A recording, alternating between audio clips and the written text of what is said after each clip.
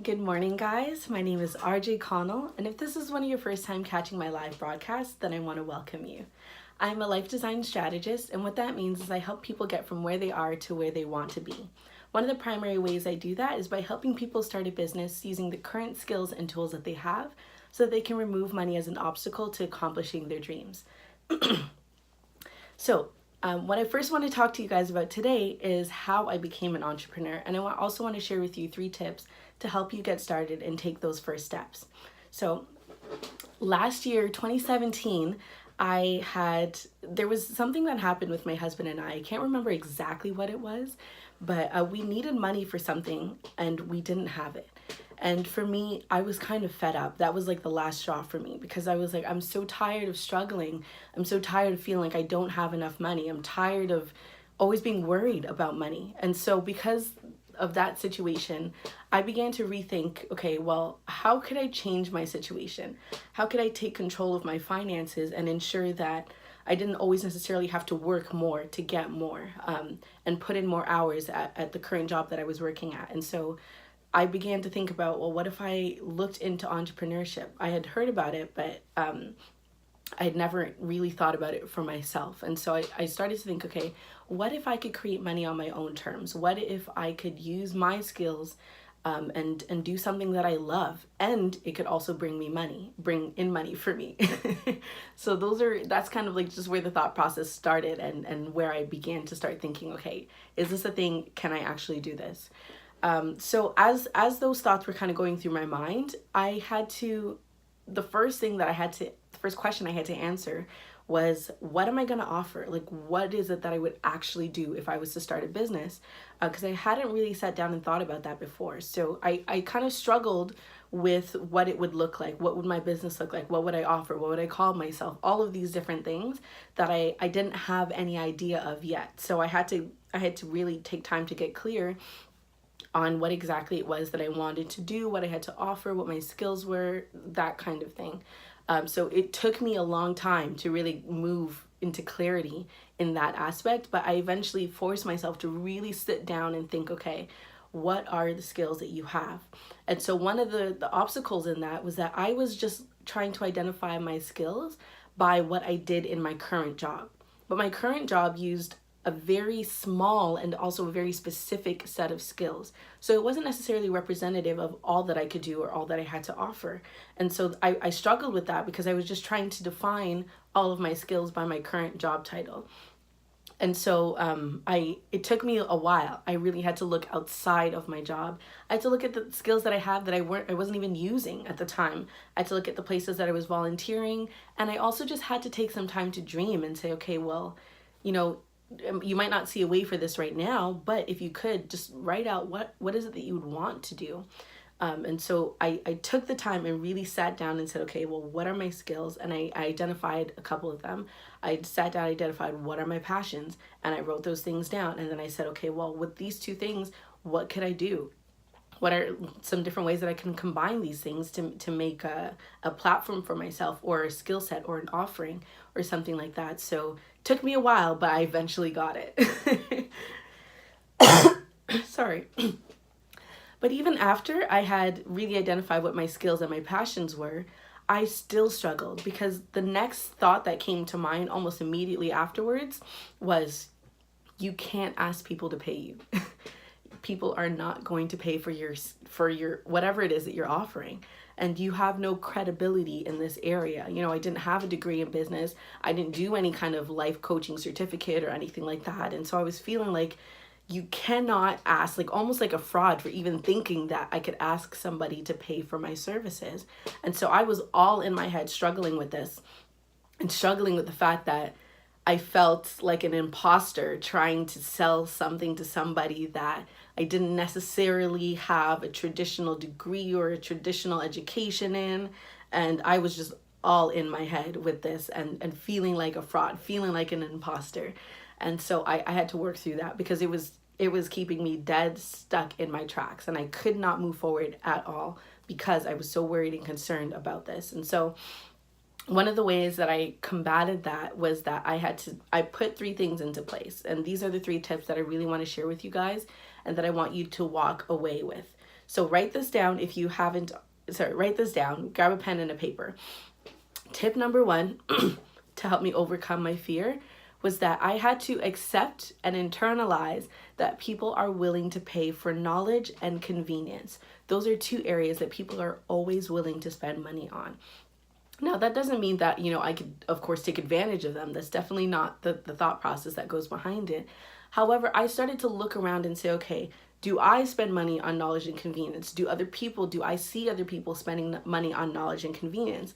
And some simple examples that I can come up with are things like your university degree or a college degree if you have a college degree. And the fact that we spend thousands of dollars on that knowledge. And that is not knowledge that we can only get through a university education or a college education, but we decide to go that route, right? And having someone teach you also makes the process shorter for you, because technically most of maybe the things that we learn in school, you could learn on your own. There are so many books out there. You could even partner with somebody who's doing it and learn directly from them one-on-one or in a group setting or something like that. But we choose to do it through university and through college, and we spend thousands of dollars on that education, right? Because one, it's convenient. When you have someone teaching you, you know exactly what you should learn, and they kind of skip all the things that you shouldn't learn, so you don't have to do trial and error on your own, right? And another example is taking your car to the mechanic, for an oil change or changing your tires in the winter or the summer. Technically, I could do that on my own. I've had a flat tire before, and I've had to change my tire before, but I still prefer to take my car into the mechanic and have them do it for me. I gladly pay to get an oil change. I gladly pay to change my tires and to have them store it for me at the turn of every season, because I don't want to do it on my own. Technically, I could. It is not that big of a deal, and I had to change my tire when my tire popped, but I still would have preferred to have someone else come and help me do it. And so those are just a couple ways. Even think about the fact that sometimes you take a cab or an Uber wherever you're going. You could take the bus, you could walk, you could bike. There are other ways to get there, but we choose the most convenient way that works for us and that we can afford most of the time. So I had to be able to internalize that and say, okay, people are willing to pay for knowledge and convenience. I might not yet know who's willing to pay me, but I know that they're willing to pay. And that was the first thing that just kind of helped me settle my mind and say, okay, that is one obstacle that I've addressed that I can now kind of put aside and move forward. And so tip number 2 was that I had to change my environment.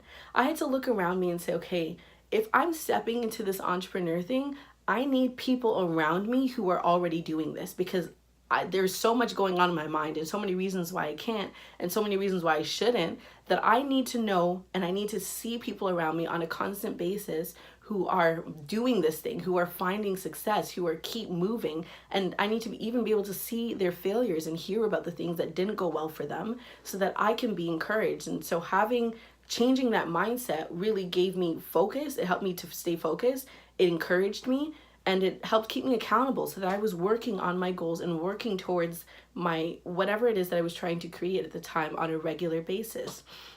So I couldn't change my physical environment because I live where I live and my home and my life is here. So I had to get creative about how I did that. And so for me, some of the practical ways that I did that was that I started listening to podcasts. I downloaded every podcast that I could around the subjects that I was trying to learn about. And I didn't do them all at once, like podcasts on how to start a business. It was more podcasts on okay, how to create your first product, how to find your first customer, how to work with a customer once you find your first customer, little things like that. Just those little very beginning steps, things like how to set up an email list, just taking it kind of one step at a time so I wasn't getting overwhelmed by all the things that I felt like I should be doing, but then still couldn't afford to do at the time. So I took it really step by step and one step at a time. And podcast was one of the biggest way that I did that. And I also started reading books on business as well, on self-development, how to develop a resilient mindset, how to have a good routine, little things like that. I needed knowledge and I needed to learn, really is what it was. And then the third way that I did that was also through webinars. So I didn't have the money to buy the courses that the people that I was following were selling.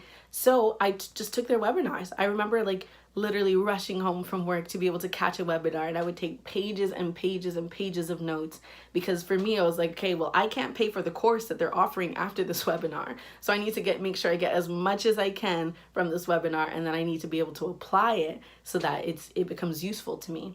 So those were some of the ways that I surrounded myself with business and with people who were doing what I wanted to do. And then the third tip that I have for you guys, and that also worked for me, was that I gave myself permission to fail. And that was really important for me. That made such a difference. It really empowered me, and it took the pressure off. I no longer felt like I had to get it right the first time. When I was starting off, I knew, if there was one thing I knew, it was that I didn't know a lot. It was that there was so much for me to learn.